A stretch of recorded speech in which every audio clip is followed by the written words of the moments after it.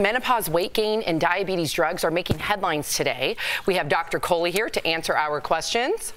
All right, Dr. Kohli, many women going through menopause prepare themselves, especially in dealing with weight gain. And I'm even worried about like perimenopause, so we really need to know this. Why do women have to gain weight after menopause? Why? It's really hard for us, isn't it? Yeah, and it's not just menopause, it's actually throughout our life. As we get older, every decade of our life, we're really actually supposed to be cutting down the number of calories we take in, men and women. Okay. In fact, for every decade, you should be cutting down about 200 to 300 calories per day. Are you serious? Yes. Okay. Because our basal metabolic rate, the way our body kind of uses up our calories slows down. Once we hit menopause, Tori, as you said, our estrogen goes away. So we actually have less muscle mass. And as a result, we have more fat, which is less efficient at burning calories. So we end up losing less calories that way, and then we're still eating more, and we have less energy. I appreciate that Tori asked you, are you serious? Like you guys are drunk at a bar for real? I swear to God. Menopause is a joke. It's really hard. Al cracks me up because I don't know why you make me laugh so hard. Al just goes, okay, because he looked right at him. I don't know why it made me laugh so hard. We have to get to this. This is groundbreaking, maybe.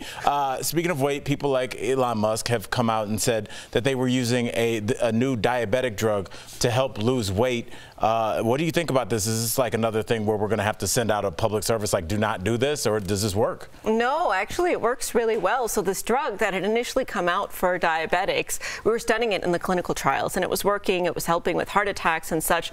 But then we saw them losing all this weight. Their weight was just melting away in the trials. So all the companies have now started marketing this drug and designing it for weight loss, and the FDA looked at the data, and it was so compelling that it now has an indication for weight loss as well. Whoa. Yes, and I cannot get enough of my patients on this drug, actually, because not only does it help you lose the weight, it actually helps you melt away the high blood pressure, the diabetes, the high cholesterol, and it improves your cardiovascular outcomes. So it's a very safe way to lose weight. It's a once-a-week injection. You give it to yourself, and I think it's really changing the paradigm of how we think about weight loss, which for the longest time had been, it's up to you. Exercise more, eat better, and that's all we can offer. Boring. Let's give me the shot, doc.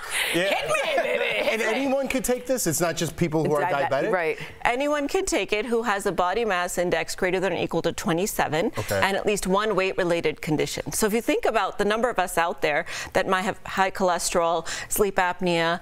High blood pressure too? High blood pressure, that counts as well. And a BMI greater than 27. I mean, there's just a world of people that are eligible. So this year for Christmas, I was thinking I would get everyone's BMI in my family and offer them injections as medication to help them have a better 2023. That as like kind of a shot a little bit. Like, hey, you're big enough. Let's get you the shot.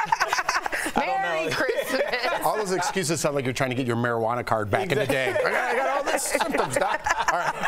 Let's switch gears because we received a viewer question. I love these. Kathy wrote, my husband has been on high-flow oxygen 24/7 since July 2014. He will be 83 in November. He had both vaccinations, one booster. All were Moderna. Should he continue getting Moderna booster, or will the Pfizer booster protect him now?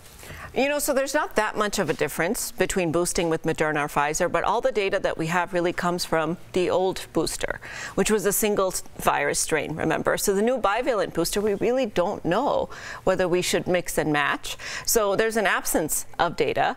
Of course, an absence of data doesn't mean there's an absence of evidence that it works, but I would say without knowing, because there's some differences in dosages, the Moderna is 50 micrograms, so it's 25 and 25 of each virus strain. The Pfizer one's only 30, so it's 15 and 15. So I would say stick with Moderna if you can. And for those of us that got Pfizer, I might even suggest switching to Moderna because it's that higher dose of each of the virus strains. But really, whatever one you can get, and I'm looking at you. I know. Go and get it. I know. I'll get it. I'm getting it. Today? I'm getting it today. Yeah. Okay.